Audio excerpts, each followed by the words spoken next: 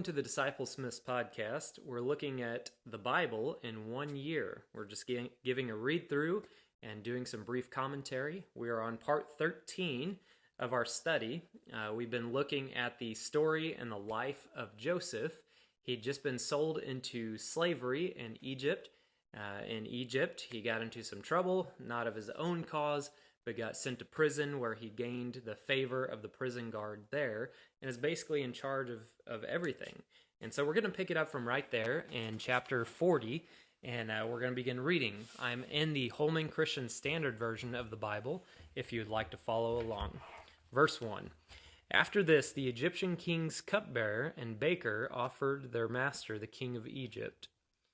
The Pharaoh was angry with his two officers, the chief cupbearer and the chief baker, and put them in the custody in the house of the captain of the guard in the prison where Joseph was confined. The captain of the guard assigned Joseph to them, and he became their personal attendant. And they were in custody for some time. The Egyptian king's cupbearer and baker, who were confined in the prison, each had a dream. Both had a dream on the same night, and each dream had its own meaning. When Joseph came to them in the morning, he saw that they looked distraught. So he asked Pharaoh's officers who were in custody with him in his master's house, "Why do you look so sad today?" "We had dreams," they said to him, "but there is no one to interpret them." Then Joseph said to them, "Don't interpretations belong to God? Tell me your dreams." So the chief cupbearer told his dream to Joseph. "In my dream there was a vine in front of me. On the vine were 3 branches. As soon as it had budded, its blossoms came out, and its clusters ripened into grapes. Pharaoh's cup was in my hand, and I took the grapes, squeezed them into Pharaoh's cup, and placed the cup in Pharaoh's hand." "This is its interpretation," Joseph said to him. "The 3 branches are 3 days. In just 3 days, Pharaoh will lift up your head and restore you to your position. You will put Pharaoh's cup in his hand the way you used to when you were his cupbearer. When all goes well for you, remember that I was with you. Please show kindness to me by mentioning me to Pharaoh, and get me out of this prison, for I was kidnapped from the land of the Hebrews, and even here I have done nothing that they should put me in this dungeon." When the chief baker saw that the interpretation was positive, he said to Joseph, "I also had a dream. 3 baskets of white bread were on my head. In the top basket were all sorts of baked goods for Pharaoh, but the birds were eating them out of the basket on my head." "This is its interpretation," Joseph replied. "The 3 baskets are 3 days. In just 3 days, Pharaoh will lift up your head from off you and hang you on a tree. Then the birds will eat the flesh from your body. On the 3rd day, which was Pharaoh's birthday, he gave a feast for all his servants. He lifted up the heads of the chief cupbearer and the chief baker. Pharaoh restored the chief cupbearer to his position as cupbearer, and he placed the cup in Pharaoh's hand. But Pharaoh hanged the chief baker, just as Joseph had explained to them. Yet the chief cupbearer did not remember Joseph. He forgot him." Chapter 41. 2 years later, Pharaoh had a dream. He was standing beside the Nile when 7 healthy-looking, well-fed cows came up from the Nile and began to graze upon the reeds. After them, 7 other cows, sickly and thin, came up from the Nile and stood beside those cows along the bank of the Nile.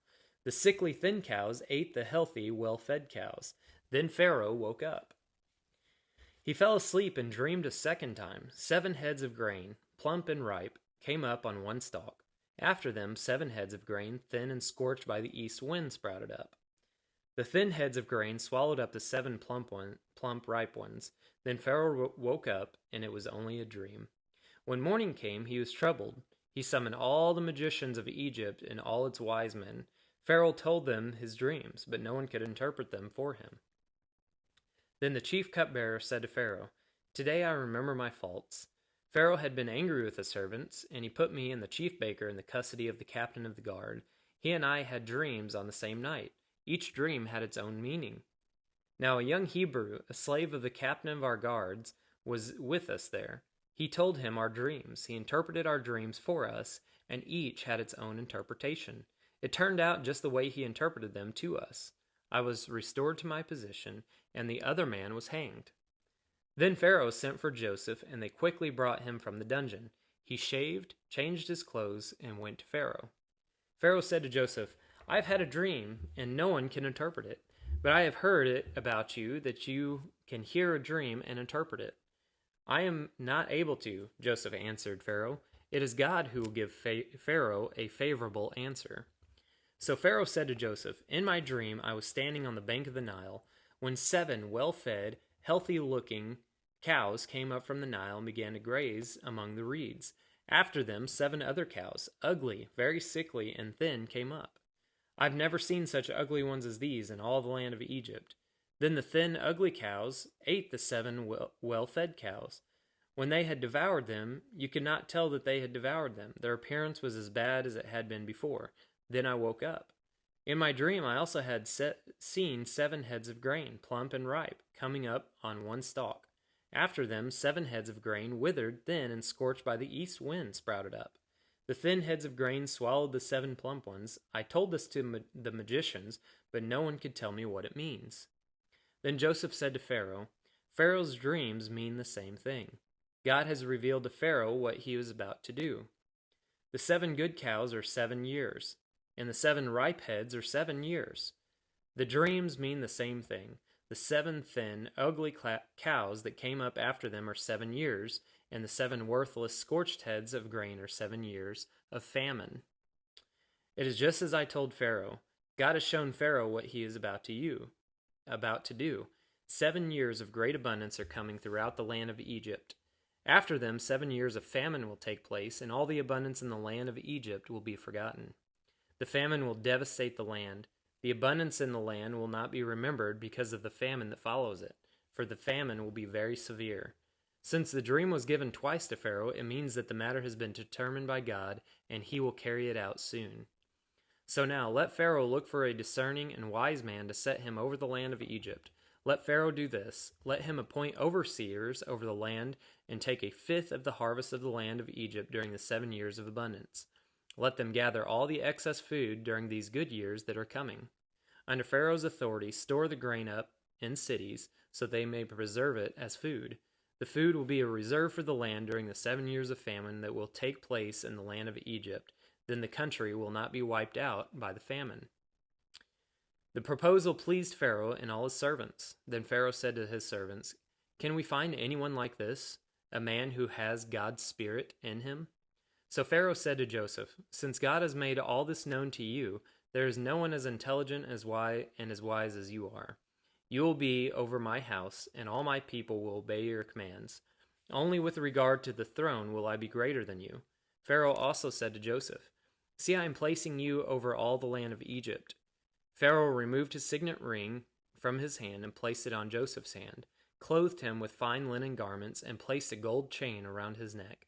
He had Joseph ride in his second chariot, and servants called out to him before him, a brek. So he placed him over all the land of Egypt. Pharaoh said to Joseph, I am Pharaoh, but no one will be able to raise his hand or foot in all the land of Egypt without your permission. Pharaoh gave Joseph the name Zephanath-Paneah, and gave him a wife, Asenath, daughter of Potiphera, priest of On. And Joseph went throughout the land of Egypt. Joseph was 30 years old when he entered the service of Pharaoh, king of Egypt. Joseph left Pharaoh's presence and traveled throughout the land of Egypt. During the 7 years of abundance, the land produced outstanding harvests. Joseph gathered all the excess food in the land of Egypt during the 7 years and put them in the cities.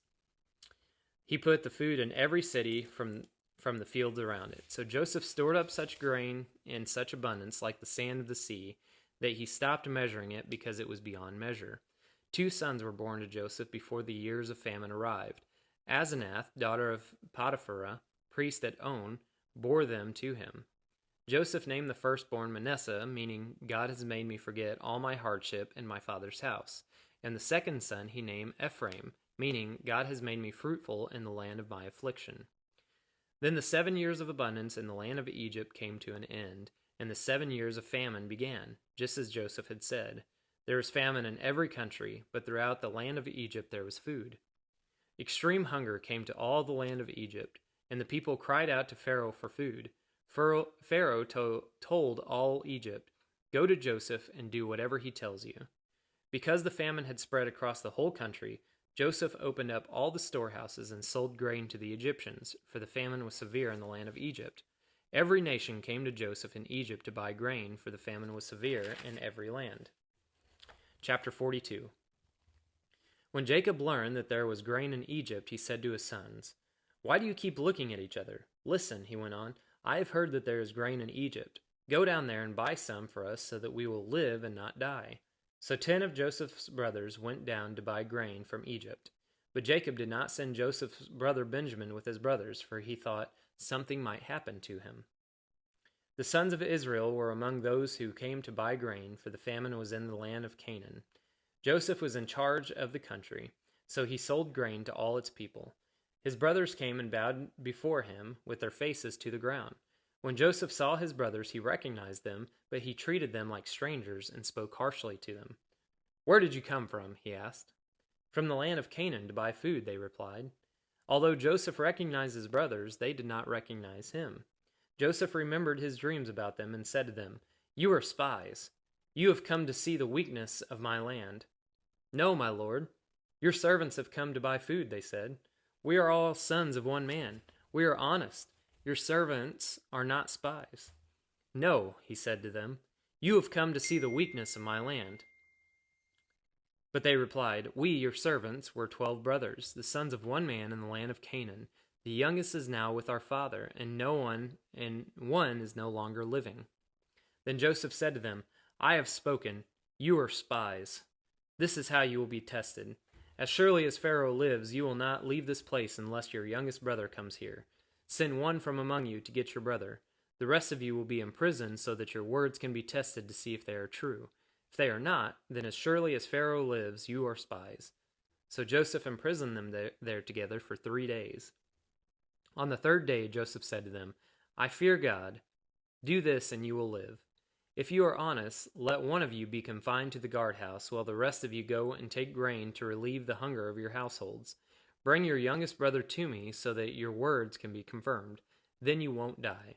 And they consented to this. Then they said to each other, "Obviously we are being punished for what we did to our brother. We saw his deep distress when he pleaded with us, but we would not listen. That is why this trouble has come to us." But Reuben replied, "Didn't I tell you not to harm the boy? But you wouldn't listen. Now we must account for his blood." They did not realize that Joseph understood them, since there was an interpreter there between them. He turned away from them and wept. Then he turned back and spoke to them. He took Simeon from them and had him bound before their eyes. Joseph then gave orders to fill their containers with grain, return each man's money to his sack, and give them provisions for their journey. This order was carried out. They loaded the grain on their donkeys, and they left there. At the place where they had lodged for the night, one of them opened his sack to get feed for his donkey, and saw his money there on top of the bag. He said to his brothers, "My money has been returned. It's here in my bag." Their hearts sank. Trembling, they turned to one another and said, "What is this that God has done to us?"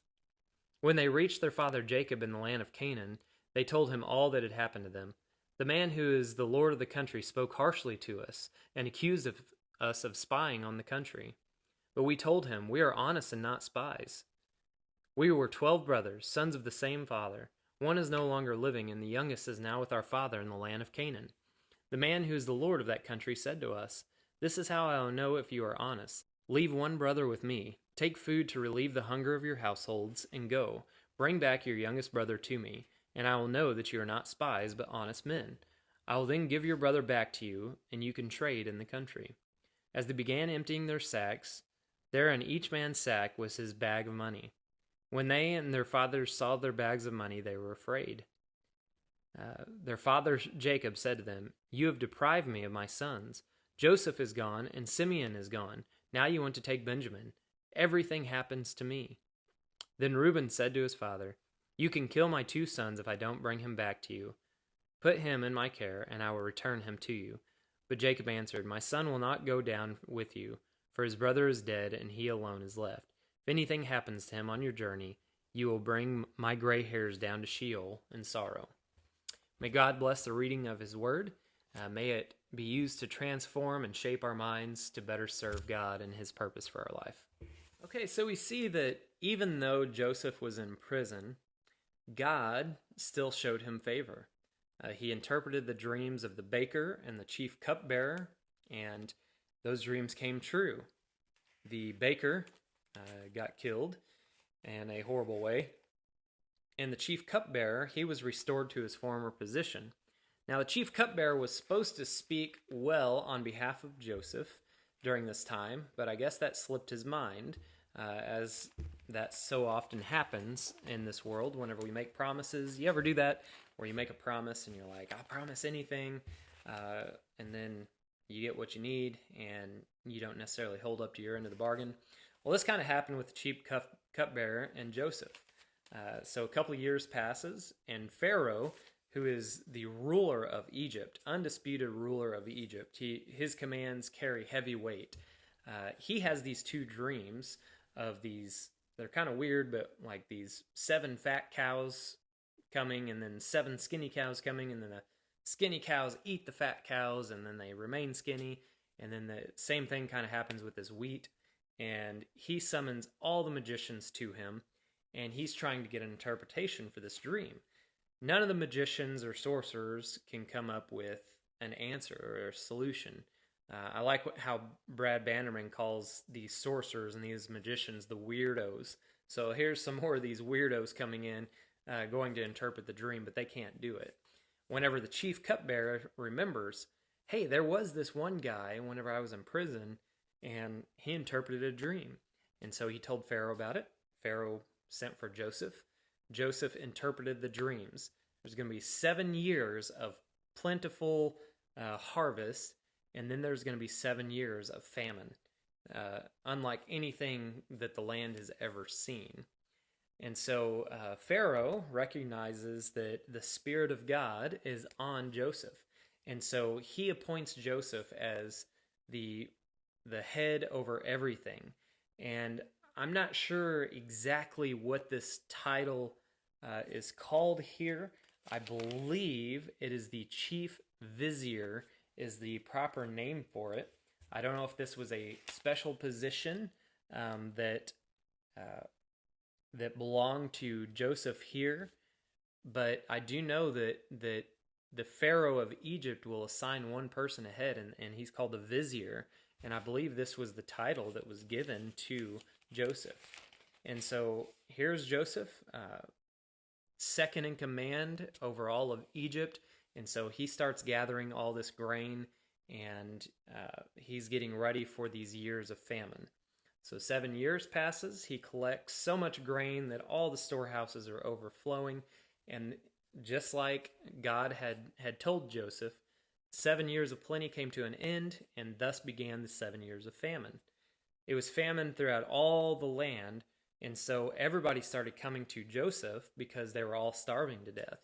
Now this went as far as Canaan, which is several hundred miles away, where Joseph's brothers and his father, Jacob, were staying. And Jacob was like, are we going to starve to death, or are we going to go down to Egypt because I heard there was grain down there? So Jacob sends his sons down to Egypt. He keeps Benjamin behind.